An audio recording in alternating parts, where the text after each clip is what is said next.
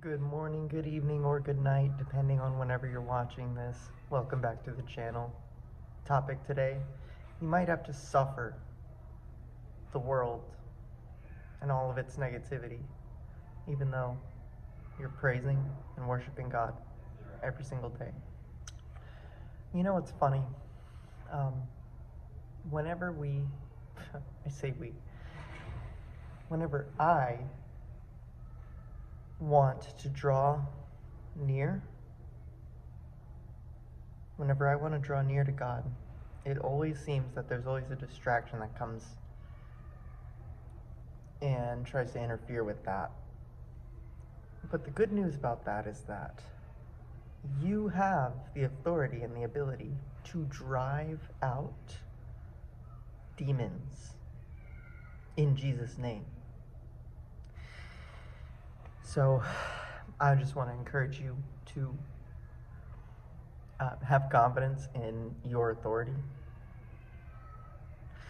Have confidence in your authority over Satan, because he does not have power over you, nor does he have power over God whatsoever. See, the enemy wants you to think that you're powerless to his demands or his lies, but that is just exactly what he is. He's a deceiver. So what you have to know going forward is that you can drive out those spirits like that, because Jesus' name is that powerful. And I declare that over you today, because that's something that I've been going through recently. And with the topic of you might have to suffer even though you're a consistent Christian, air quotes, I think I've found that, God's rewards aren't as we know them on earth. God's rewards are priceless compared to what we can imagine them to be. There's something floating around here, and I have no idea what it is. There it goes again. I have no idea what that is that's floating around, but it's... Anyway, you see what I mean about the distractions and the interruptions? They happen far too often. However, I digress. Moving on with the topic.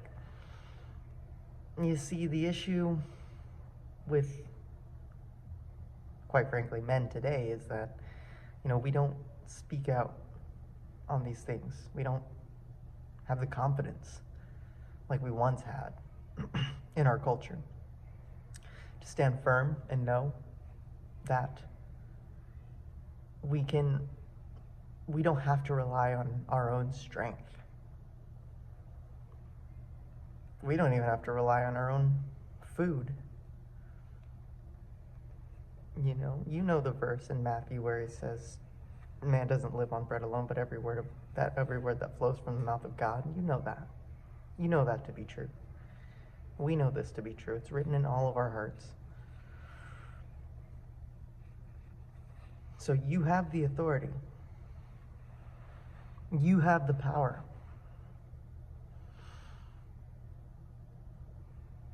And just because you are having an issue with a lack of return on investment, you could call it. Look, God doesn't work on banker time, God's not a banker. He's not out here to make a profit, but he is a prophet. He's not out here, to make a sale. You are not a commodity to him,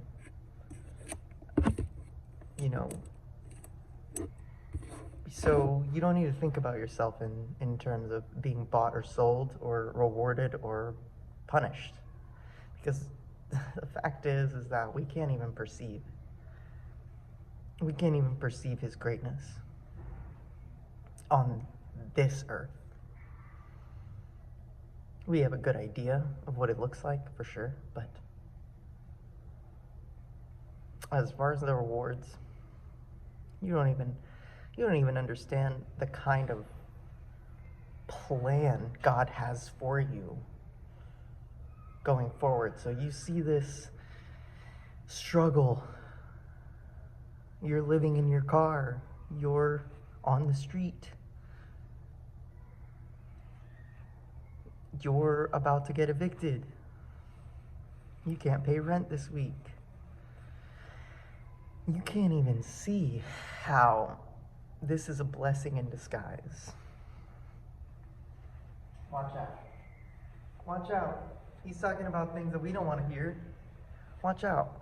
He's saying things that I don't want to agree with. What's the bigger point though? It's to encourage you. It's to get down right to the truth of the business of what this means to be a Christian. Once you become a Christian, you aren't going to have everything you ever wanted, and it's like a sole solution to every problem that you've ever had. Once you become a Christian, that doesn't mean that that's a solution to every problem that you've ever had. If anything, it might actually open the door for more issues to arise in your life. Not going to sugarcoat it. See, that's the issue that I think is happening with a lot of young men like myself, is that we don't even recognize that we sugarcoat every little thing that we talk about when it comes to Christ. In that his sacrifice, he did not sugarcoat that. And he did that for all of us. And he didn't feel the need to say, well, I'll take 70 lashings.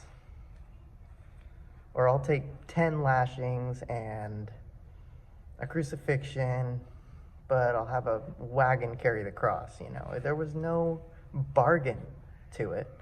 It was a full-on trade with what in return? Because what, honestly, can you say did Jesus get in return? Now, preface this by saying Jesus isn't one of us, so you can't tell me like, oh, well, Jesus had this in mind and this in mind. You know, there's levels to these things.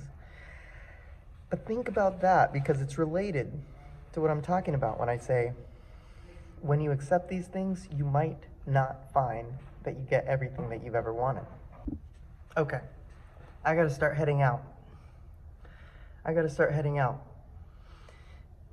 But I think I covered everything that I wanted to say, because ultimately what I'm trying to get at here in the bigger picture of all of this is that you can do this even though you think you can't, even though you feel you can't, even though you're going through the valley of the shadow of death and the eye of the storm. There's going to be a time where you won't have that anymore.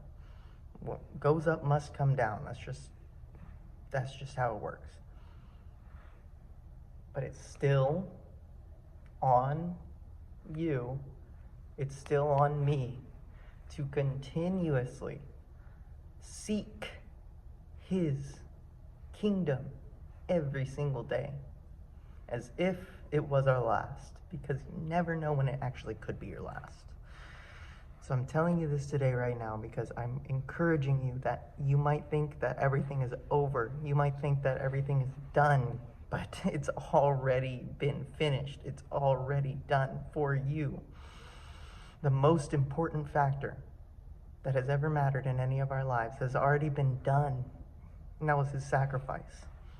That was Jesus' sacrifice. When he died on the cross, it was over. You are saved. You are saved.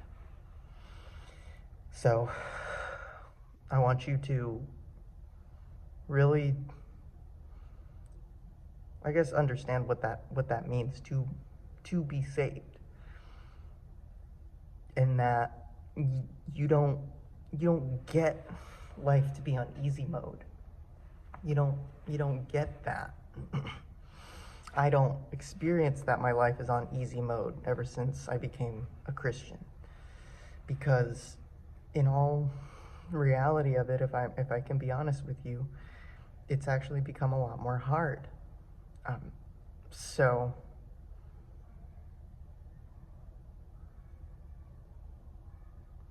even though it's really difficult and there's a lot of pain and suffering involved in it, I do understand that there are rewards. There are rewards, and there will be. I have to shine my light in places of darkness, and that my choice is to shine the light. My choice is to follow him. My choice is to follow Christ. Because you have the light or the darkness, and you can choose which one you want. I choose light every day. So I encourage you today, have a great week, and we'll see you next time. Take care.